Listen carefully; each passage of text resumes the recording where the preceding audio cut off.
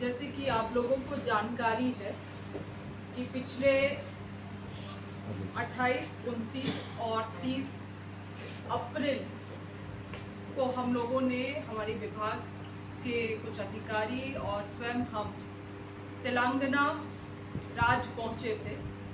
और हमारा उद्देश्य कुछ अहम उद्देश्य था जिसको आज हम आप लोगों के बीच में चर्चा करना चाहते हैं और आपके माध्यम से राज्य की जनता को भी बतलाना चाहते हैं कि दौरा किस संदर्भ में था और क्या किन चीज़ों को आने वाले कल में हम लोग क्रियान्वयन की ओर बढ़ रहे हैं। पहला जो हमारा दौरा था वो था नेशनल मीट रिसर्च इंस्टीट्यूट, जो कि ICAR के द्वारा संचालित संस्था है। और जैसे कि आप लोग जानते हैं, पिछले कुछ महीने पहले हम बेकन फैक्ट्री, जो झारखंड का एक बहुत ही state of art food meat processing unit हुआ करता था, उसको विजिट किए थे और वो काफ़ी दयनीय स्थिति में है।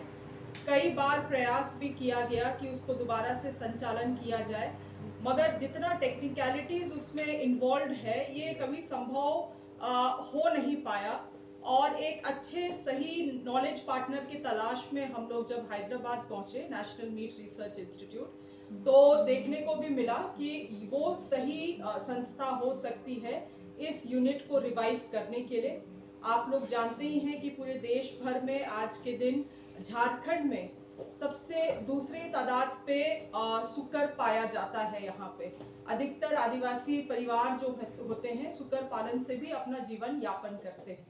और इसी प्रयास के तहत हम लोग चाहते हैं कि ये बेकन फैक्ट्री को संचालित करते हुए हम लोग अधिक से अधिक लोगों को वापस से रोजगार से जोड़ने का काम करें। हमारी सरकार का भी ये अहम योजना रहेगा आने वाले समय में और जल्द ही हम लोग एक MOU के ओर बढ़ेंगे ताकि सही टेक्निकल पार्टनर के रूप में national meat research on board हो सके और फिर इसको हम लोग एक टर्न की बेसिस में हम लोग संचालित कर सके। पहला चीज। दूसरी चीज था हमारा विजिट का purpose national fisheries development board, जो कि मत्स्य पालन के लिए जाना जाता है। वहाँ पे विजिट करने के बाद हम लोगों को जानकारी मिली कि केंद्र सरकार के द्वारा भी हजारीबाग को पर्ल कल्चर के लिए घोषित किया गया है और लगातार हमारे विभाग इस ओर काम भी कर रहे हैं। काफ़ी सारे किसान पर्ल कल्चर से जुड़ रहे हैं। आप लोगों को मालूम होगा कि बीते दिन जब विधानसभा हुआ था तो मैंने एक किसान का भी नाम वहाँ से विधानसभा से लिया था, पूर्ति जी का, जो लगभग सालाना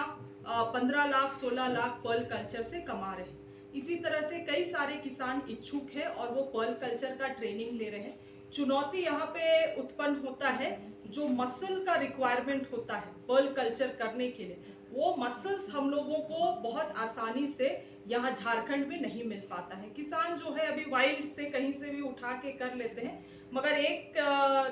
समय के बाद ये भी एग्जॉस्ट हो जाएगा, जिसके लिए हम लोग केंद्र सरकार से